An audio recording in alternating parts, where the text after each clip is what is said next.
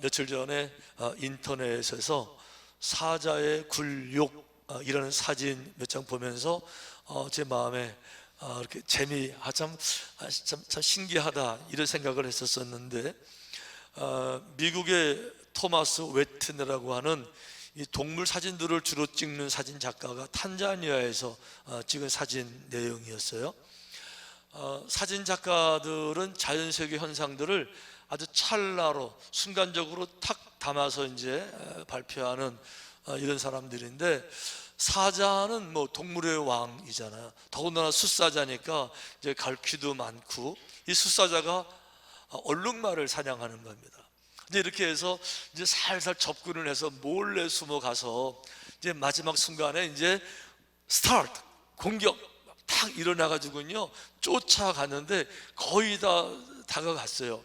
이렇게 해서 입을 탁 벌리고 이제 콱 물려가는 순간에 이 사진 작가가 아이고 얼룩말 불쌍하네 이제 저거 죽겠구나 그랬는데 웬걸요, 그 얼룩말이 태권도를 배웠나 봐요.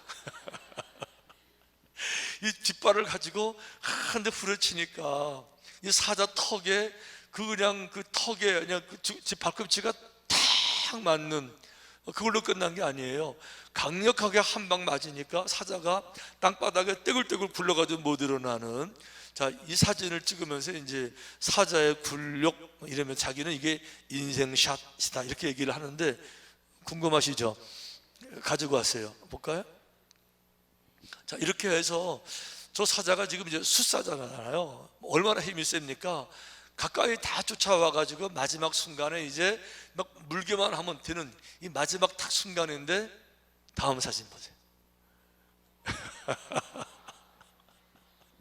이 얼룩말이 어디서 배웠는지 태권도 3단인지 아이가 한 대 팍 돌로 찼더니 저 사자가 그냥 정말 정신 못 차리고 땅바닥에 떼굴떼굴 굴렀다. 근데 요 순간이 0.1초잖아요. 저 순간에 요거를 그냥 기가 막히게 잡으니까 사진 작가는 자기 인생샷 뭐 이러면서 발표를 했어요. 제가 이 사진 보면서 그런 생각이 들더라고요. 저게 사자 사진이 아니라 사실은 우리 사진 아닌가. 우리가 때로는 훌륭한 사람인 것처럼 사람들에게 뭐 박수도 받을 수 있고 인정도 받을 수 있고 또 자기 자신 스스로 많은 열매를 거둘 수 있는 이런 삶을 살지만, 때때로 문제가 생기게 되면 여러 가지 실수, 실패, 아픔, 상처, 무슨 병이 들기도 하고 사회적 관계 문제가 생기기도, 이렇게 되게 되면 갑자기 한없이 약해지고 한없이 초라해지고 한없이 이렇게 자신감도 바닥에 다 내려오게 되고 이런 모습 아닌가. 혹시 여러분 이 사자 모습 보면서 겉으로는 웃지만 저 속으로는 저거 혹시 내 모습 아니야? 혹시 그렇게 느끼는 분들 계세요? 어쨌든지 간에 이 사자 사진 제가 왜 가지고 왔는가 하면, 이 사자 같은 사람의 모습이 오늘 우리가 읽은 성경 말씀의 본문의 주인공입니다. 이 사람이 꼭 이 모습이에요. 이분은 이제 아시지만 엘리야입니다. 엘리야는 연약한 사람이 아니에요. 엘리야는 다른 사람이 범접할 수 없는, 흉내낼 수 없는 정말 특별한 능력을 가진 사람입니다. 그래서 바알 선지자 또 아스라 선지자 이런 우상신을 섬기는 그 우상 숭배자들 850명 그들과 영적인 전쟁하면서 하늘로부터 불로 응답받은 사람이에요. 그러니까 그냥 응답이 아니고 소를 잡아서 제물을 잡아서 제단에 올려놓고, 그리고는 그 제단 옆을 고랑을 다 파서 거기다가 물을 잔뜩 붓고 제물에까지 물을 다 적셔서 물로 범벅을 만들어 놓고, 그리고도 기도해서 하늘에 불을 내려서 이 물을 다 태우고 물을 다 이렇게 밝히고, 그리고 나서 이 제물까지 다 이 능력, 이걸 누가 흉내내요? 이걸 누가 이거를 할 수 있어요? 그러니까 사자로 말하면 최고의 숫사자고요, 영웅이고요, 가장 뛰어난 능력의 사람인데, 이런 사람도 오늘 본문에 보니까 완전히 초라한 사자가 돼가지고 이렇게 말하더라고요. 자기 자신은 광야로 들어가 하룻길을 가서 한 로뎀 나무 아래에 앉아서 자기가 죽기를 원하여 이르되, 하나님에게 기도하는데요, 성공을 위한 기도가 아니에요. 일어나게 해주세요, 이런 기도가 아니에요. 죽여주세요. 차라리 죽여주세요. 진짜 못하겠습니다. 진짜 힘들어서 숨 쉴 힘도 없고 서 있을 힘도 없고 하늘을 바라볼 힘도 없고 차라리 이제 정말 좀 죽여주세요. 지금 그 이전에 그런 모습이 아니라 완전히 그 굴욕적인 실패자의 이런 모습이잖아요. 여러분, 더군다나 여기 어디냐? 여기 광야예요. 광야는 주로 어떤 사람들이 가느냐? 도망자들이 갑니다. 광야에는 보통 사람들이 갈 수 없는, 거긴 죽음이에요. 거긴 그늘도 없고 땡빛만 있고요, 물은 전혀 없고 있는 건 독사, 전갈 이런 것밖에 없으니 누가 거길 가겠습니까? 그러니까 큰 죄를 짓고 도망갈 때 광야로 가는 거, 왜? 살려고 남들 못 쫓아오니. 대신 척박한 곳이잖아요. 모세도 그랬어요. 모세도 독립운동 하겠다고 백성들 구하겠다고 나섰다가 실패하고 나서 사람 죽이고 나서 광야로 도망가는 거예요. 그래 못 쫓아오니까. 그런데 이 척박한 곳에 가서 지금 뭐를 구해요? 죽여주세요. 이게 지금 엘리야의 절망의 모습, 좌절의 모습이에요. 이제 그래서 다른 사람들이 아니라 사자들의 좌절하는, 사자들의 굴욕적인 이런 엘리야의 절망을 보다 보니까 절망에 대한 다른 개념이 생기더라고요. 절망을 다른 각도에서 이해하게 되더라고요. 어떤 것인가 하면, 보통 사람들은 이렇게 생각해요. 누군가가 절망했대, 낙심했대, 실패했대 그러면요, 금방 어떤 생각이 드는가 하면, 그 사람은 인생의 루저, 인생의 실패자인가 봐. 그 사람은 능력이 없는 사람인가 봐. 무능력해서 좌절한 사람인가 봐. 이렇게 생각해서 그 사람을 무시하게 돼요. 그 사람을 깔보게 되고 룩다운, 내려보게 이제 되는 거죠. 근데 그게 전혀 아니더라는 거예요. 절망하는 거는 능력하고 전혀 관계없어요. 절망은요, 능력이 정말 많아도 얼마든지 절망할 수 있고요, 사자 같은 이 동물의 왕도 절망할 수 있고요, 지금 여기 있는 엘리야도 절망할 수 있는 거죠.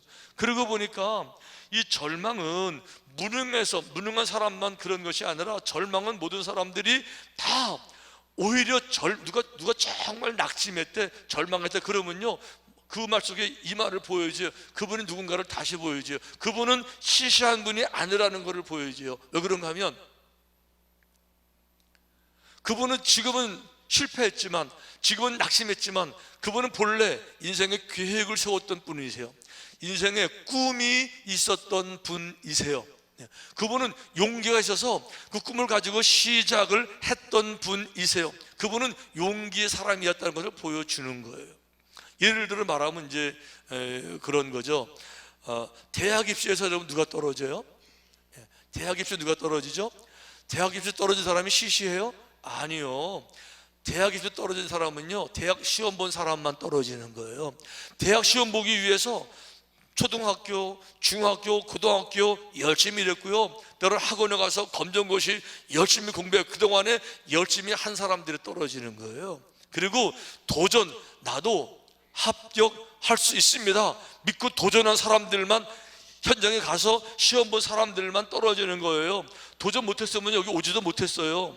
그러니까 도전한 사람들이 떨어지는 거죠. 그러니까 떨어진 것 자체가 그 사람이 무능하다, 자격 미달이다? 아니요, 천만의 말씀이세요. 시작도 못한 사람들이 죄송하지만 무능할 수 있는 거예요. 용기를 가지고 꿈도 꿔보지 못한 그런 사람들의 문제가 있는 거지, 실패에는 문제가 없더라고 하는 거죠. 어떤 분이 그러더라고요. 그 연세가 80이신데 저한테 자랑하시더라고요. 자기는 80년 동안 무사고 운전자래요. 80년을 무사고로. 제가 너무 놀라가지고 진짜 무사고냐고. 진짜시래요. 그러면서 제가, 아니 그러면 뭐 차가 안 망가져도 다치지 않았어도 살짝 그을리는, 스치는 그런 사고도 없었냐고. 아이고 나는 그런 것도 없었어요 그러더라고요. 근데 나중에 알고 보니까 그분이 운전면허가 없으세요. 운전해 본 적이 없는 거예요. 운전을 해본 적이 없는데 무슨 사고가 나냐 말이에요. 내가 도전한 적이 없는데 무슨 실패할 수가 있어. 도전 자체를 안 했는데. 그러니까 실패라는 말은요, 그분은 무능하다 이런 말이 아니에요. 용기의 사람이었고요, 도전하는 그런 사람이었다, 그런 거예요. 그러면 언제 사람이 좌절하느냐, 이게 또 다른 오해인데, 많은 사람들은 좌절 그러면 이런 얘기를 이제 해요. 좌절은 상황이 너무 힘들어서, 환경이 너무 힘드니까, IMF 경제가 다 망하니까, 너무 상황이 안 좋으니까 어쩔 수 없이 나도 이렇게 뱅크럽시하고 파산했습니다. 상황이 안 좋아도 좌절하는 줄로 알아요. 근데 그거는 여러분 정말 오해예요. 왜 오해인가 하면, 상황이 나쁘다고 좌절하는 거 아닙니다. 상황, 현실이 너무 힘들어 좌절하는 것 진짜 아니에요. 어떤 사람이 그 역기하면서 그 무거운 걸 못 드는 거 하면, 저게 무거워서 못 드는 게 아니에요. 저 무거운 거를 들어 올릴 힘이 내게 없어서 못 들고 실패하는 거예요. 그러니까 상황이 힘들어서 실패하는 것이 아니라, 상황을 이겨낼 수 있는 힘이 없어요. 상황을 이겨낼 수 있는 통찰력, 지각이 부족해요. 상황을 이겨낼 수 있는 끈기가 부족해요. 상황을 이겨낼 수 있는 돕는 친구들이 없어요. 그러니까 상황이 나빠서 무너지는 것이 아니라, 상황을 이길 수 있는 힘이 내게 없어서 지고 마는 거예요. 아멘. 여러분, 요즘 자전거 타는 사람들 이제 많이 있잖아요. 그런데 자전거 타는 사람들 얘기를 들어보게 되면, 이제 언덕을 만나게 될 때, 언덕을 만나면요, 뭐 기가 죽어서 못해 이런 것이 아니라, 언덕을 만나면 막 희열이 생기는데요, 이렇게 막 전의가 불타오르고요, 내가 저거 올라갈 수 있어, 자기 자신을 시험하면서, 테스트하면서 이기고 싶은 그 욕망 막 차오른다는 거죠. 그러니까 올라가다가 힘이 딸리게 되면요, 그 안장에서 일어난대요. 일어나가지고 핸들을 붙잡고 자전거 타면서, 앉아서 타는 게 아니라 일어나서 타면서 궁둥이를 실룩거리면서 이거 막 올라가면요, 옆에 차 타고 가는 사람이 바라보면서 그 혀를 찬대요. 이제 이러면서, 아, 저 고생 왜 하냐고, 이렇게 얼마나 힘들겠냐고. 자기들은 안 했는데요, 너무 재밌대요. 그게 그렇게 하는 게. 그 올라가서 그 승리감, 야, 희열 너무 기쁘다는 거죠. 그러니까 언덕이 높아서 실패하는 게 아니에요.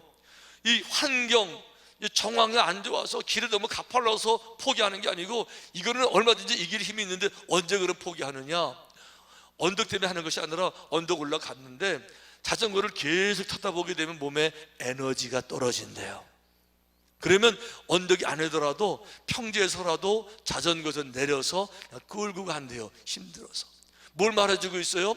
언덕이 포기시키는 게 아니고, 에너지가 없는 것이 포기하게 만든다는 거예요. 힘이 없으니까 못 걸어가는 거예요. 힘이 없으니까 못 이겨내는 거죠. 내면의 힘, 영적인 힘, 내공 쌓인 게 없으니까, 인격의 힘, 지식의 힘, 힘이 없으니까 딸리는 거지요. 상황 때문에 쓰러지는 것이 아니라는 거잖아요. 아멘. 그런데 만약에 그럼에도 불구하고 오늘 내가 지금 정말 힘들고 어려운 상황에 있습니다. 혹시 그런 분들 계세요? 내가 지금 이상하게 절망이 됩니다. 그런 분들 계세요? 그런 분들을 말씀드릴게요. 여러분, 절망에 대한 또 다른 이해가 필요해요. 우리 쪽에서는 절망이 힘들어요. 절망이 불필요해 보여요. 아니, 절망을 피해가고 싶어요. 그런데 하나님 쪽에서 보게 되면 절망도 얼마나 큰 도구인지 몰라요. 절망의 선을 만드는 강력한 한 가지 방법이 되시는 거예요. 왜 그런가 하면 보세요. 여기 지금 높은 산이 두 개가 있는데, 이거는 2000m, 이거는 3000m. 이 사람이 이 아래부터 열심히 노력해서 전심전력 최선 노력해서 정상에 올랐을 때 얼마나 기뻤겠어요. 뭐 행복했죠. 포만감이 생깁니다. 그런데 세상을 둘러보니까, 이 산보다 더 높은 산이 있네. 자, 여기서 여기를 가기를 원해요. 자, 어떻게 가느냐? 우리 모든 사람들은요, 여기서 여기 갈 때 일직선으로 가기를 원하는 거예요. 이렇게. 근데 절대 못 가요. 이 산에서 저 산까지 가려면요, 여기는 허공입니다. 그러니까 날개가 없어서 날아가지도 못해요. 축지법이요, 우리 할 줄 모르잖아요. 한 가지 방법밖에 없어요. 어떻게 하는 겁니까? 올라간 만큼 또 내려가는 거예요. 내려가고 내려가는 거 이게 절망이에요. 내려가는 거 이게 실패예요. 내려가는 거예요, 아픔이에요. 이 내려가는 처절한 고통, 내려가는 과정, 이걸 다 겪었는데 나중에 보니까 이거를 오르락 내리락 하면서 뭐가 생겨요? 다리에 근육이 생겨요. 다리에 힘줄이 생겨요. 몸에 체력이 좋아져요. 이런 사람들은 나중에 다른 높은 산도 거뜬히 올라갈 수 있는 거죠. 그러니까 여기서 여기 올라가려고 그러면요, 절망도 해보고 실패도 해보고 아파도 해보고 이런 과정을 거치면서 더 높은 산에 올라간다고 생각하니까 절망, 여러분, 쓸데없는 것이 아니라, 야, 이제 보니까 절망도 은혜 가운데서 절망의 때를 알면 이게 바뀌어져서 선이 되는구나. 아멘. 문제는 뭔가 하면 내려갈 때가 더 위험해요. 내려가는 일을 더 잘 내려가셔야 돼요. 왜 그런가 하면 올라가다가 넘어지면, 언덕이니까 올라가다가 넘어지면 손으로 짚으면 되는데, 내려오다가 넘어질 때 짚을 게 없어요. 그러면 꼬꾸라지고 끝나는 거예요. 그러니까 내려올 때 더 많이 다치는 거예요. 내려오는 기술이 부족해서 우리는 내려올 때 어떻게 내려와요? 내려오면서 짜증내고, 내려오면서 화내고, 내려오면서 죄짓고, 내려오면서 분풀이하고, 내려오면서 파괴하고, 이렇게 내려오면 다시 못 일어나요. 내려오는 거를 잘해야 되는데 이걸 누가 잘했느냐?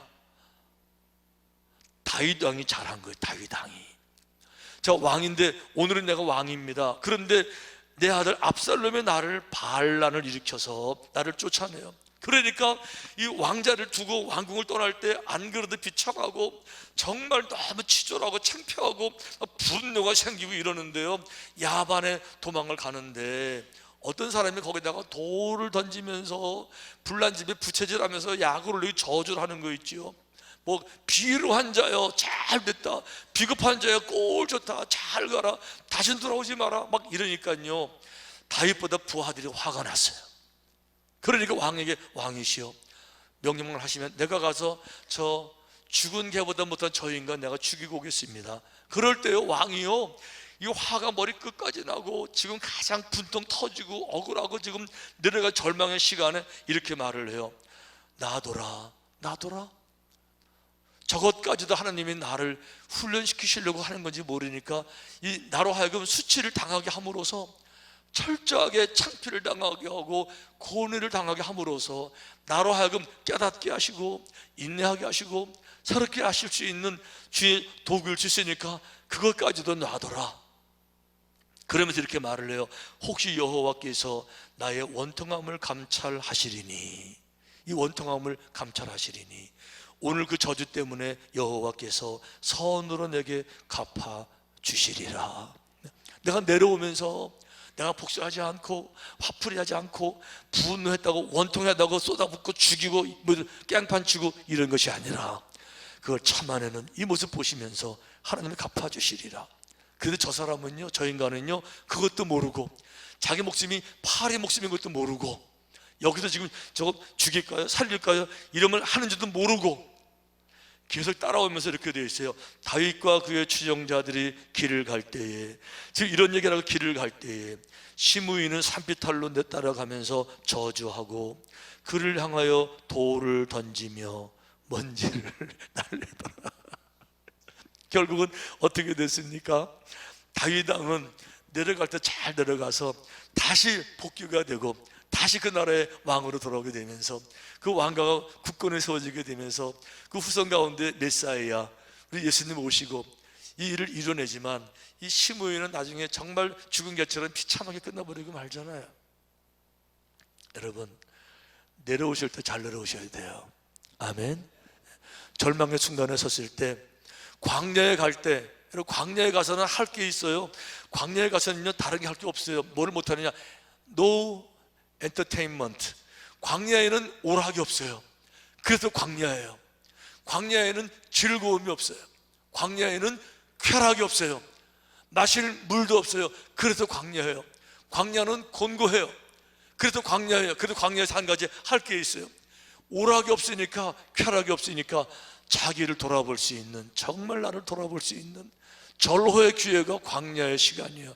이거를 잘한 사람이 모세입니다. 모세는 광야에 가서 40년을 보내는 동안에 자기 자신이 누군지를 철저하게 알아요. 광야에 쫓겨가기 전엔 자신이 훌륭한 사람인 줄 알았습니다. 왕궁에서 자랐고 왕자입니다.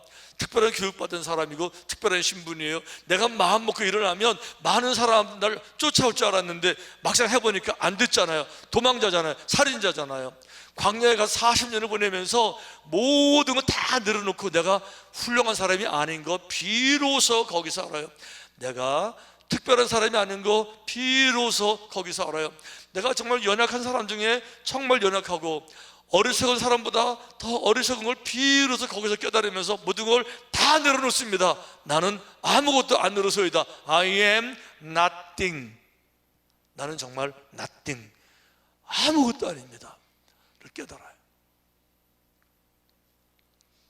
그런데 하나님은 그걸 원하셨어요. 왜 그런가 하면 나는 아무것도 아닙니다. 이 고백이 돼야 하나님이 뭐라고 말씀하시든지 간에 아멘 하고 따라갈 텐데, 자기 여지는 훌륭한 줄 알고 자기 판단, 자기 능력 의지에서 하나님 말씀하시면 이게 되겠습니까? 뭐 이러면 일이 안 돌아가는 거예요. 홍해바다 앞에 놓고 내가 뭐 지팡이 가르쳐서 갈라지겠습니까? 이러면 안 돌아가는 거예요. 그러니까 철저하게 나는 nothing. 뭐든지 말씀하세요. 이거 40년 기다리신 거예요. 40년. 모세가 광야에서 뭘 연구했습니까? 어떻게 이거 연구한 거 아니에요. 어떻게 내가 다시 일어날 수 있을까? 이거 연구한 거 아니에요. 내가 누군가? 나야. 자기 성찰한 거예요. 또 어떤 사람들은 죽을 때까지 자기 훌륭한 줄 알아요. 마지막까지 흙으로 돌아가는 그 하찮은 죄로 돌아가는 그 순간까지 자기가 죄가 아닌 줄 알아요. 훌륭한 줄 알아요. 또 어떤 사람은 광야를 지나는 동안에 인생을 성찰하고 자기를 돌아보는. 근데 자기를 돌아보지 못한 사람도 있어요. 누구예요? 또 사울 왕입니다. 사울 왕은요, 자기 책임을 다하지 못했어요. 블레셋이 쳐들어올 때 왕의 책무가 뭡니까?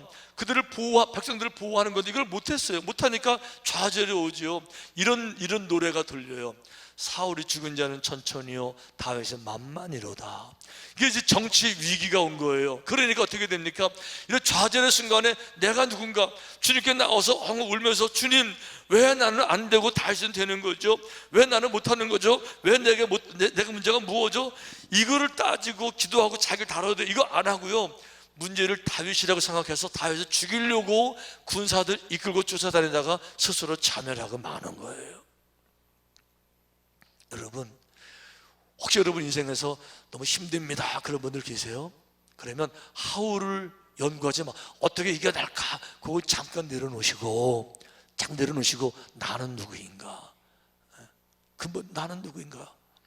자기 성찰, 그리고 정직하게 연약함도 인정하고 부족함도 인정하고, 내가 부족하니까 정말 주님께 다 맡기고 주님께 올인하고 그 능력 가운데 날 던지면 그 은혜 가운데서 새로운, 아까 찬양대처럼 새로운 웃음을 웃게 하실 줄로 믿습니다. 제가 오늘 여러분들에게 예방주사 놓는 중인데요, 무더운 여름이니까 이제 금방 이런 말 나와요. 힘들어요, 지쳐요, 더워요, 이런 말 나오잖아요. 지치지 말라고 미리 예방주사 놓는 거예요. 아멘. 일하시기 전에 뭐 하라고요? 기도하는 거예요. 기도해요. 좌절은 언제나 올 수 있어요. 하지만 상황 때문에 절망하는 것이 아니라 힘이 없어서 절망하는 거예요. 힘이 없어서 탈진하는 거예요. 힘을 채우는 것은 또 기도고 또 기도고. 여러분, 내일부터 새벽 기도도 할 것이고요, 날마다 못하는 분들도 한 달에 한 번이라도 꼭 일어나서 기도의 단, 이런 믿음 가지시고 마지막까지 승리하게 되시기를 주님의 이름으로 축원합니다.